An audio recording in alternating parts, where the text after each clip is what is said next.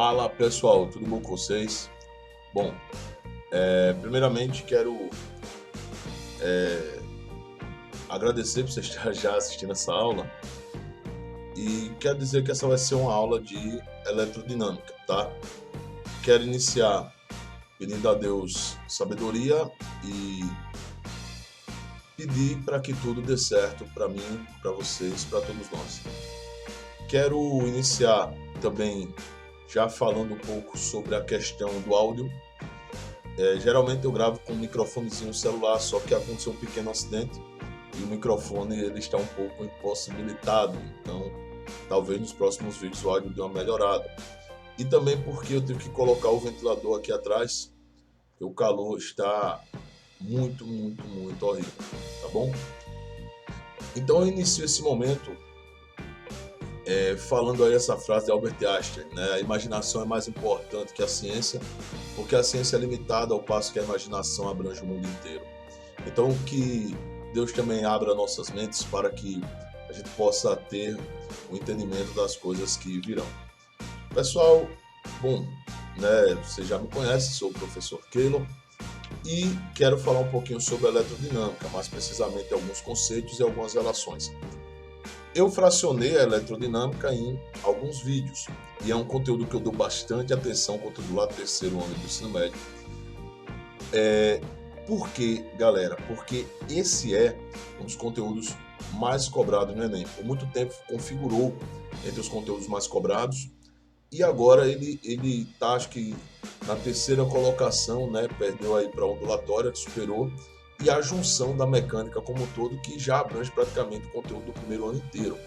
Então o que é que nós vamos ver hoje? Nós vamos ver corrente elétrica, as consequências que tem daí, nós vamos ver também um pouco da parte de potência elétrica, as leis de Ohm, quando a gente for falar de resistores, e nós vamos ver a associação de resistores, tá? Então vamos começar aí com o conceito de corrente elétrica, pessoal. O que é corrente elétrica, né? Imagina aí que eu tenho essa fonte de tensão, essa pilhazinha, certo? E aí deixa eu abrir aqui eu tenho uma canetinha aqui que eu posso usar. Bom, eu tenho aqui essa minha fonte de tensão, deixa eu usar a cor vermelha. Essa é a minha fonte de tensão aqui, a pilhazinha. Vocês sabem que o elétron, né, ele se move, né? Quem se move é o elétron, não é o próton. Então as cargas negativas, que no meu exemplo estão indo para lá, ok? Então esse sentido aqui eu chamo de sentido real da corrente elétrica. Porém a gente sabe que o campo ele emana de dentro para fora em cargas positivas. Então esse sentido aqui que a gente está vendo aqui é o sentido real, tá um Rzinho aqui. Já esse outro sentido aqui, né, contrário a esse, é o sentido convencional. A gente adota o sentido convencional da corrente, tá? Mas o que é corrente? Eu falei e não defini. Corrente é um fluxo, é o movimento ordenado de elétrons livres em um fio condutor. Não necessariamente precisa ser ordenado, mas se a gente tiver o fio, a gente está limitando ali o caminho, então ele termina tendo essa ordenação. O que causa a corrente elétrica? A diferença de potencial estabelecida pela fonte de tensão, que a gente viu lá na eletrostática, o finalzinho da eletrostática. Bom, como é que funciona a intensidade de corrente? Já que a intensidade de corrente é um fluxo, então eu vou ter aí que a corrente elétrica média, a intensidade de corrente elétrica, ela é a quantidade de carga que atravessa um condutor em determinado tempo. Então eu tenho a carga, que a gente já sabe, medida em Coulomb, e o tempo, pessoal, medido em segundos. Esse Coulomb por segundo é medido na corrente elétrica em homenagem a ampere, em ampere, né, que vale ao Coulomb por segundo. É a única unidade que existe? Não, certo? Existem o miliampere hora, certo? E a gente falou disso lá no finalzinho do vídeo de eletrostática, tá? Se eu tenho o gráfico da corrente pelo tempo, como corrente é um fluxo, né? A corrente ela pode, né, pegar aqui descendo, dependendo da sua densidade, mas nesse gráfico o que me importa é a área desse gráfico. A área desse gráfico vai me dar a variação de carga, né? Eu vou pedir perdão também por conta da falta de reta, porque eu não estou usando uma caneta de fato, estou fazendo esses desenhos com o mouse, tá bom? Bom, e aí eu já vou adiantar uma situação que vai ser útil lá na frente, quando a gente for estudar circuitos, né? Existem essas leis chamadas leis de Kirchhoff, duas delas, né? As principais que a gente estuda aqui no ensino médio, a gente vai ver uma delas agora, mas eu vou retomá-las depois quando a gente for falar de circuito e falar dessa também. Mas é a lei dos nós. Professor, me diga logo o que é um nó. Tá vendo aqui onde esses fios estão se cruzando? Pronto. Do jeito que está aqui, isso aqui é uma emenda de fio, né? Como tem os dois fios mestres, desce um fio fase, um fio neutro para alimentar a tomada, para carregar aí o teu celular, o teu notebook. Tem também o fio fase, desce para alimentar, para ligar no interruptor, que se ele for fechado vira retorno para a lâmpada poder funcionar. E para poder isso acontecer, a gente tem que fazer emendas. Essas emendas, esse encontro de dois ou mais condutores, né, a gente chama de nó, beleza? E o que é que diz a lei dos nós, pessoal? Perceba que eu tenho aqui I1 e I2 chegando no nó e está saindo I3 e I4. A lei dos nós, ela diz exatamente o que está escrito aqui na formulazinha. O somatório da corrente que chega ao nó, quem é que está chegando? I1 e I2. É igual à soma das correntes que saem do nó, I3 e I4. Então perceba que chega I1 e I2, então I1 mais I2 tem que ser igual a I3 mais I4. O que chega é exatamente o que sai, tá? Essa é a lei dos nós. Bom, vamos agora falar um pouquinho de resistores, né? O que são resistores, né? Para a gente chegar em associação de resistores. Resistores, eles são dispositivos que, quando são atravessados por corrente, eles aplicam o chamado efeito Joule. O que é o efeito Joule? É transformar energia elétrica em energia térmica, em calor. E aí a gente tem alguns exemplos. A gente tem o ferro de passar, o aquecedor, a torradeira, a chapinha, o chuveiro elétrico, certo? Os aparelhos que operam com resistências elétricas, né, que são esse equipamento que oferece esse efeito Joule de forma, digamos assim, proposital, a gente costuma chamar na eletricidade de aparelhos com circuitos resistivos, tá? Transformar energia elétrica em energia térmica consome bastante, né? Já deixo isso de antemão aí para vocês. A simbologia do resistor pode ser essa, né? Esse onduladozinho aqui embaixo, ou esse retângulozinho. Então, você pode ver os resistores escritos assim, ai, como ficou torto, feioso. Ou eles escritos assim, ó, está até bonitinho, tá bom? E por que, professor, a gente estuda resistores, né?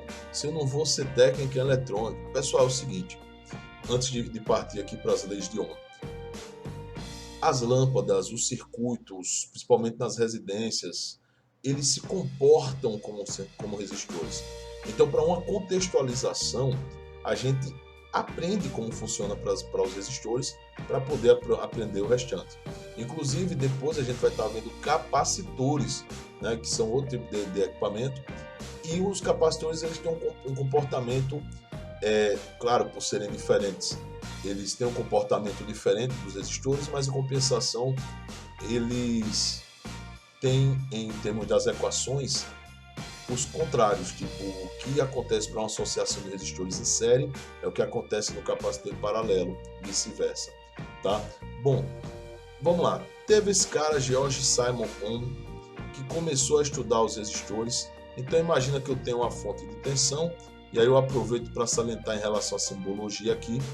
Esse tracinho maior representa o lado positivo, esse tracinho menor o lado negativo.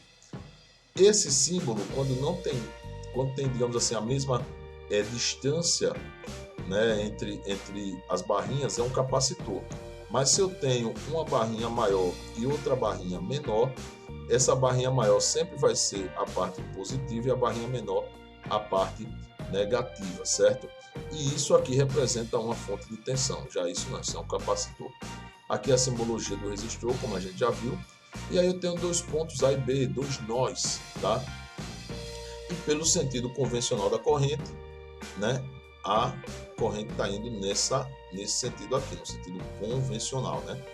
Bom, George Simon ele percebeu o seguinte, que a resistência oferecida por um resistor ou por um circuito, ela é diretamente proporcional à tensão elétrica, e a tensão elétrica é a mesma diferença de potencial que a gente estudou, medido em volts, né, a gente já viu, e inversamente proporcional à corrente elétrica, medida em ampere, certo? Então esse volt por ampere é a unidade de medida da resistência, que é a letrinha ômega. Em homenagem a George Simon Ohm, a gente fala Ohm, né? O resistor de 500 Ohm, de 400 kΩ, por aí vai. Bom, no Sistema Internacional de Unidades, a unidade é o volt por ampere, que é o Ohm, acabei de falar. E aí, como funciona, né? A primeira lei de Ohm ela é escrita da forma que vocês estão vendo aqui no meio. E aí, eu posso variar. Se eu quiser a tensão, faço meio pelos extremos, né? Só é multiplicar a resistência pela corrente. Se eu quiser a corrente, eu vou dividir a tensão pela resistência. Então, para facilitar a tua vida, tu faz essa pirâmidezinha, certo? Ficou feinha, não foi? Tu coloca aqui um R de resistência, tu coloca em cima um U de tensão e um I de corrente.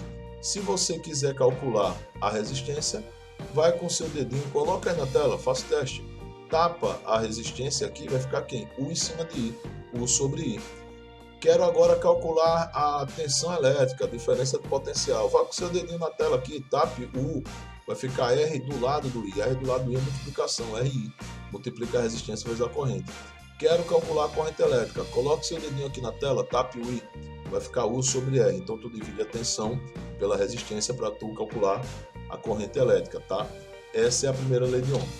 Bom, se a minha divisão da diferença de potencial pela corrente for uma constante, de forma que graficamente eu tenho essa reta, eu vou chamar esse condutor de condutor ôhmico, ou resistor, se for o caso do resistor ôhmico, que é o resistor que obedece à lei de Ohm. Mas caso eu não tenha essa constante, como vocês veem nesse gráfico, esse resistor, o condutor, ele vai ser chamado de não ôhmico, ele não obedece à lei de Ohm, ele vai ter uma resistência variando de forma não constante em relação à tensão e à corrente, só para deixar aí claro para vocês. Bom, obviamente num condutor ou resistor ôhmico, a resistência ela vai ser uma constante e obviamente no não ôhmico não vai ser, tá? Vai ter uma resistência variável. A segunda lei de Ohm, ele relaciona a resistência elétrica, a primeira lei, perceba que ela relaciona com grandezas do próprio sistema do circuito elétrico em si, a tensão elétrica e a corrente, né, os protagonistas do circuito. Já a segunda lei com os elementos em si, mas principalmente o condutor, certo? O comprimento do condutor, chamei aqui de L, ele influencia nessa resistência. A área da secção transversal do condutor, né? A chamada também de bitola. O que é a bitola? É a grossura do condutor, certo? Ela também influencia. Então, a segunda lei de Ohm, ela é calculada, né, a resistência, multiplicando-se Rho, que é essa letrinha grega aqui, né, parece um pezinho, vezes L sobre A. O que quer dizer isso aqui, pessoal? Rho é uma constante, é a resistividade do material, né? Todo material ele tem a sua resistividade, que é a propensão que ele tem a ter, uma resistência maior ou menor, tá? Então, assim, de antemão, o metal, quanto mais caro ou nobre ele for, menor é a resistividade. Quanto, digamos assim, de uma qualidade mais duvidosa, quanto for a liga, né, menor é a sua resistividade. A exemplo disso, a gente tem que as placas dos processadores do computador, pelo menos os contatos delas, quando não o contato inteiro, mas são feitos de, mas quando não, são pelo menos banhados a ouro, né, para diminuir ali a resistência, porque a gente viu que resistência gera calor, tá? Voltando aqui no lance do efeito Joule, o efeito Joule é o seguinte, né? Vocês tenham um certo cuidado, tipo, olha, meu notebook está esquentando aqui, é o efeito Joule? Não, porque não tem um resistor obrigatoriamente, vamos dizer assim, fazendo isso aí, certo? Efeito Joule é a conversão de energia elétrica em calor. Ponto. Mas, professor, a energia elétrica transformada em calor, você fala de forma proposital. Eu falo de forma proposital porque se, por exemplo, for transformar o caso do ventilador que está aqui atrás, ele está transformando a energia elétrica em energia eólica, energia mecânica, energia de movimento, no contexto mais geral. E ele está aqui, soprando aqui atrás de mim.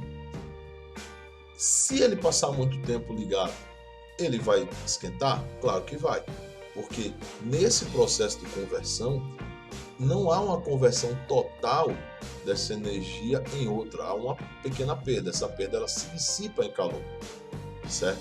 É o que acontece quando dá aquele esquente. No meu computador hoje esquentou muito. Esse vídeo que eu estou gravando para você aqui já é a quarta tentativa, justamente por conta desse problema que eu tive com o microfone, né?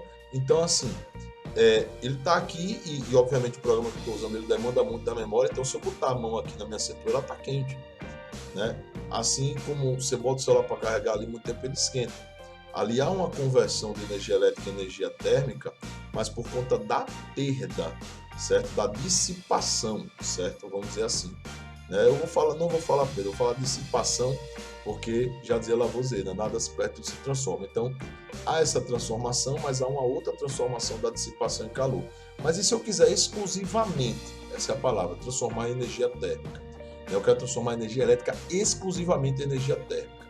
Aí eu vou ter que usar o resistor, né, elétrico, né? Pô, chuveiro elétrico, quero aquecer a água ali, tomar aquele banho quentinho de manhã. Eu estou usando ali um resistor para converter energia elétrica em energia térmica para aquecer a água. Vou fazer ali uma torradazinha, mesma situação. Vou colocar a chapinha para alisar o cabelo, mesma situação, tá? Bom, o L, pessoal, voltando aqui para a segunda lei, é o comprimento do condutor, e o A é a área da secção transversal que a gente já falou, a bitola, né? A grossura do fio. Olha que interpretação simples para vocês entenderem.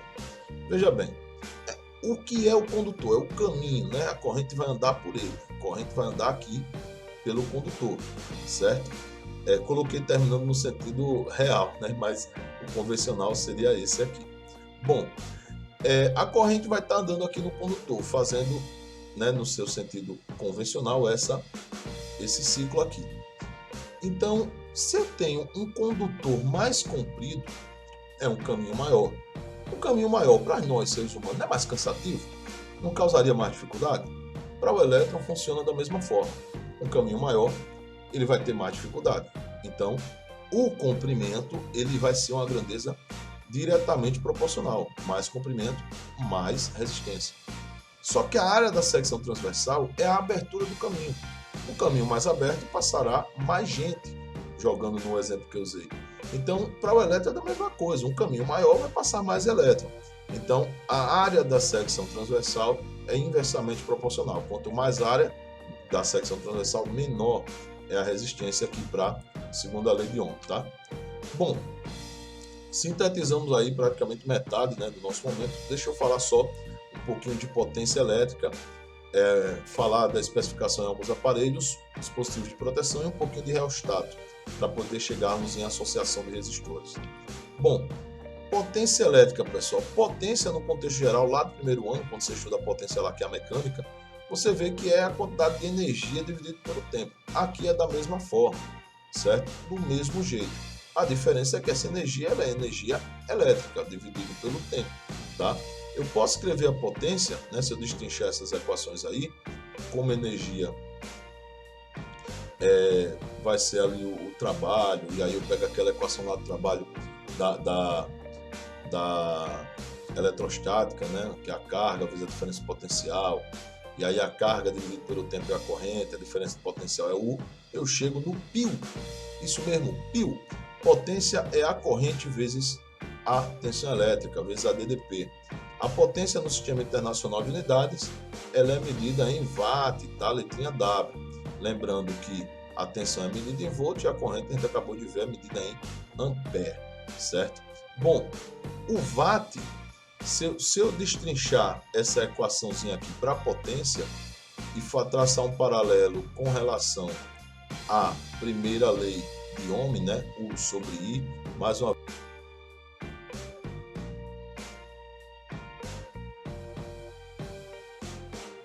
Bom, pessoal, teve uma falha na captura da minha webcam, mas eu estava dizendo que se eu destrinchar essa equação aqui na primeira lei de Ohm, né? R igual a U sobre I, certo? E fazer aqui as substituições, eu chego nessa e essa, que é a potência em função da resistência e corrente e a potência em função da tensão e corrente, né? Então tem o π, né? Potência, tensão, é a corrente vezes a tensão. Tem o π ao quadrado, resistência vezes corrente ao quadrado, e tem o U ao quadrado sobre R, que é a tensão elétrica sobre a resistência elétrica. Bom, o aparelho, né, que mede a potência elétrica é o potenciômetro. Só que existe um dispositivo que mede a quantidade, pessoal, de energia elétrica consumida na residência, que é conhecido aí o popular relógio de luz, medidor de energia, principalmente em tempos que a gente está vivendo essas tarifas dinâmicas, esses aumentos exorbitantes, né, causados aí em decorrência dessas privatizações. Só que, como potência no sistema internacional é medida em watt, lá no relógio eu tenho uma medição de energia, que é o quilowatt-hora. Então, de já 1 kW vale 1000 watts. E, obviamente, o tempo ele tem que estar em horas. Eu tenho esse modelo aqui que não é tão novo, né? A gente já tem os digitais, mas para olhar, né, a leitura nesse é fácil. Você olha de trás para frente.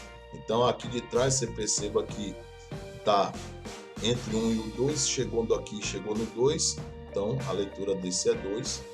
Olha para esse aqui, aí ao invés de olhar no sentido horário, eu já vou olhar no sentido anti-horário, né? Então, se eu olhar aqui no horário, anti-horário no outro, e vai ser assim. Geralmente eles têm 4, mas esses mais antigos, como esse meu modelo, tem 5, tá? 5 guiazinhas aqui, 5 dígitos. Então essa primeira é 2. Essa aqui passou do 1, mas não chegou no 2, então é 1, certo? E aqui tá exatamente no meio, 5, tá? E aqui passou do 6, mas não chegou no 7, então ainda é 6. E aqui ainda não chegou no 1. Então a leitura aqui desse medidor é 0, 6, mais uma vez lembrando, estou aqui pelo mouse, né? 65, 12, né? Ou 6.512, tá? Bom, como eu já falei, né? O quilowatt-hora é a energia consumida por um aparelho de 1 kW durante o intervalo de tempo de 1 hora. 1 kWh vale 3,6 vezes 10 elevado a 6, esse 6 aqui é em cima, joule, tá? Bom, aqui é só um trecho sobre as especificações dos aparelhos, né? Eu quero que tenha essas leituras aqui, que eu vou, quando falar de circuito, me ater mais, né? Também quando for falar de gerador e receptor, mas eu quero que vocês comecem a observar, se já não observavam antes, os aparelhos que vocês têm em casa, bem como quando você for numa loja, no supermercado, observa que você vai ter ali, ó, a tensão elétrica do aparelho e a potência que tem que estar à mostra. Eu tenho aqui um exemplo de um chuveiro elétrico que opera na tensão elétrica de 220 volts, né, aproximadamente, com uma potência de 6.800 watts, tá? Perdão, curiosamente, o chuveiro, ele é, hoje, dentro de uma casa comum, o equipamento que mais consome. Então, possa ter certeza, principalmente com o advento aí da questão das placas solares de forma mais acessíveis do que como era antigamente, aguardar uma questão que envolva essa relação de consumo. Dispositivos de proteção, né? Tem os fusíveis e os disjuntores. Fusível, né, já não é tão utilizado assim em circuitos de residências, mas ele ainda está lá presente no estabilizador do teu computador, certo? Ou no filtro de linha, caso você use um filtro de linha. Ele tem essa molazinha aqui, que quando essa mola é atravessada por uma corrente superior, obviamente ela se dilata e pela fragilidade dela, ela corta. E aí ela interrompe a passagem de corrente do circuito. Semelhante em termos de consequência aos disjuntores. Eu tenho aqui um disjuntor trifásico e Quando ele recebe uma corrente superior, né, vai gerar ali um campozinho magnético, juntamente com uma dilatação que vai desarmar, desligar essa chavezinha, interrompendo também. A diferença é que se o fusível queimar, eu tenho que colocar outro disjuntor. Depois que eu resolver o problema, é só religá-lo. Tem também o DR, né, o disjuntor de resistência, que ele protege além do fio fase o fio neutro, certo? Lembrando que o fio fase é o fio por onde vem a corrente, e o fio neutro pega a corrente quando sai do equipamento elétrico, né? É erradamente chamado, porque o circuito de uma residência é um circuito de tensão alternada, diferente do circuito eletrônico, que é de tensão de corrente contínua, corrente alternada para a residência, corrente contínua para o circuito. Erradamente os eletricistas chamam o fio fase de positivo e o fio neutro de negativo, tá? Essa nomenclatura se aplica para circuitos eletrônicos, como a gente está vendo aqui no reostato. O que é o reostato, pessoal? Reostato, ele é um resistor de resistência variável, certo? Eu tenho uma agulhazinha e, baseado lá na segunda lei de Ohm, relação ao comprimento, eu elevo, eu aumento o comprimento ou diminuo, aumentando ou diminuindo a resistência. É algo semelhante ao que acontece na chavezinha do chuveiro elétrico que você tem na sua casa. Verão, um pouquinho quente, inverno, mais quente ainda. Você está fazendo ali variações no comprimento da resistência, tá? Bom, vamos agora, para a gente encerrar o nosso último tópico, a associação de resistores. Por que estudar a associação de resistores? Como eu falei lá no início, os elementos de um circuito, principalmente circuitos de resistência, se comportam, né, como resistores. Uma associação de resistores ela pode ser em série ou paralelo ou misto, se juntarmos as duas. Numa associação em série, eu tenho os resistores ligados em sequência, semelhante a alguns trilhos de pisca-pisca, ou ainda, não sei se vocês são novos, vão lembrar, mas acho que o papai e a mamãe de vocês lembram dos palhoções, das palhoças de São João, que tem aquela sequência de lâmpadas, né, que você desligava um, apagava tudo, né, porque se você tirar um, você está interrompendo o circuito. Então, o que é que eu tenho aqui? Para cada ligação entre esses resistores, eu estou fazendo um nó, criando uma diferença de potencial entre esses nós, que eu chamei aqui de 1 para o resistor 1, o 2 para o resistor 2 e o 3 para o resistor 3. Então, o que acontece? Aqui, obviamente, se eu adotasse o sentido real, seria esse, mas aí eu vou ficar com o convencional, tá? Como é que funciona? A tensão total só é somar as DDPs de cada um. Mas a corrente, já que a corrente é um fluxo, é o caminho. Então, o caminho eu não tenho nenhum desvio. Eu saio daqui e chego aqui. Então, a corrente, nesse ponto, ela é uma constante. Então, na associação em série, a tensão elétrica ela é dividida proporcional às resistências e a corrente elétrica se mantém constante. E a resistência total, que a gente chama de resistência equivalente. Eu posso substituir todos esses resistores por um único resistor que dê a mesma, como é que se diz? Funcionalidade. Para a resistência total na associação em série, basta você somar o valor de R1 mais o valor de R2 mais o valor de R3. E aqui eu tenho um exemplozinho, né, de uma ligação em série justamente com esse pisca-piscazinho, certo? Bem simples. Para a associação em paralelo, perceba que, como eu tenho aqui um nó, e esse nó eu tenho várias outras ramificações, essa minha corrente aqui, ela se dividiu, que eu chamei de 1 para R1, e 2 para R2 e 3 para R3. Mas eu estou no mesmo nó, na mesma diferença de potencial. Então aqui eu posso dizer que a DDP, a tensão elétrica, ela se mantém constante, certo? E a corrente elétrica que foi dividida proporcional aos resistores.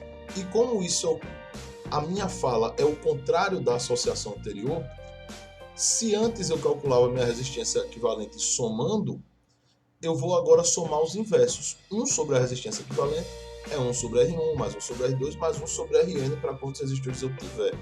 Professor, então eu vou ter que fazer aqui um MMC, dividir pelo de baixo, multiplicar pelo de cima, eventualmente, meu caro, com certeza. Já a corrente para total só é somar essas três aqui. Aí vocês lembram da lei de Union, né? As correntes se dividem mas elas chegam inteiras aqui quando voltam para o mesmo ponto. As correntes que chegam ao nó são iguais às correntes que saem. E a tensão elétrica, obviamente, aqui ela se mantém constante. Esse é o tipo de associação utilizado aí para sua casa. E por que é? Porque ele mantém uma independência do circuito. Né? Se trate esses 3 resistores, como aqui na figura, essas 3 lâmpadas. Eu poderia colocar aqui nessa do meio um interruptor, poderia colocar aqui outro nessa, poderia colocar aqui outro nessa. Eu poderia desligar essa lâmpada sem ter alteração nas outras duas, tá? E aqui algumas dicas. Se eu tiver 2 resistores em paralelo, né, eu posso calcular fazendo a multiplicação deles dois no numerador e dividir pela soma deles, né, no denominador. Multiplico em cima e somo embaixo. Eu posso fazer também, né, se eu tiver 3, para facilitar, e às vezes facilita bastante, multiplica em cima e soma embaixo para esses dois, pega o resultado, multiplica em cima e soma embaixo para o terceiro. Né, existe também essa possibilidade. Se eu tenho vários resistores, mas todos iguais ao mesmo valor, R qualquer, numa associação em paralelo, só basta dividir esse valor de R por N, onde N é o total de resistores. Por exemplo, se esses resistores valessem 10 ohm cada um, a minha resistência total dessa associação aqui seria 10 dividido por 4, já que eu tenho 4 resistores, dando 2,5 aí para um total. E mais uma vez, o que é essa associação aí equivalente, professor? Né? A resistência equivalente.